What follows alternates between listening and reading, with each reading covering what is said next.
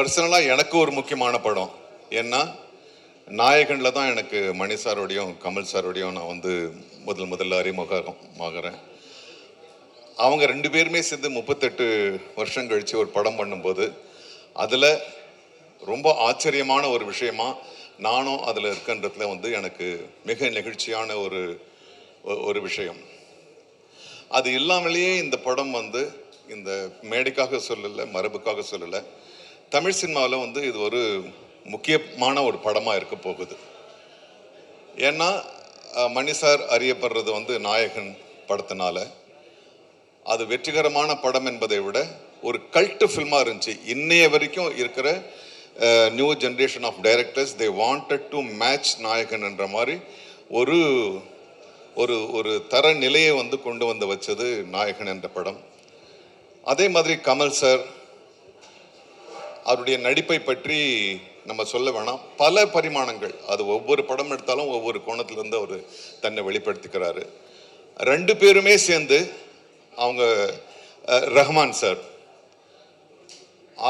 ஆஸ்கர்ன்னு இந்தியாவில் இருக்க பல சினிமா சம்பந்தப்பட்ட கலைஞர்கள் ஆசைப்பட்டு இருக்கும்போது 2 ஆஸ்கர் வாங்கிட்டு வந்தார். ஆக இந்த 3 பேரும் சேர்ந்து ஒரு படம் பண்ணுறாங்கன்னா அதில் பெரிய மன அழுத்தம் அவங்களுக்கே இருக்குது.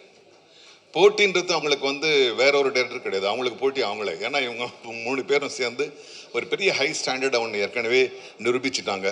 அதை விட பெருசாக இருக்கணுன்றதுக்காக இந்த படத்தை வந்து அவங்க பண்ணியிருக்காங்க. இந்த படத்தில் நாங்கள் எல்லாருமே பாராபட்சம் இல்லாமல் நாங்கள் எல்லா நடிகர்களும், முக்கியமாக நடிகர்கள், தொழில்நுட்ப கலைஞர்களும் நாங்கள் மீட் பண்ணலாம்.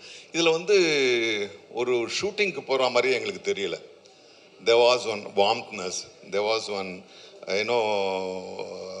ஒரு பெரிய ஸ்டாரு, பெரிய டைரக்டர்ன்ற ஒரு தோரணையே இல்லை.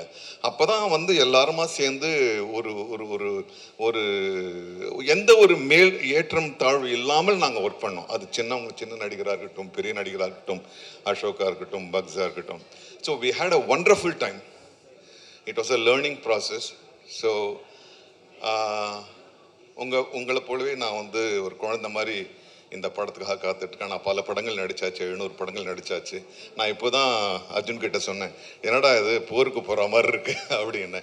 ஸோ ஐ ஆம் enjoying the feeling. I think you will all enjoy this film and definitely it's going to be a film which will bring fried to Indian cinema.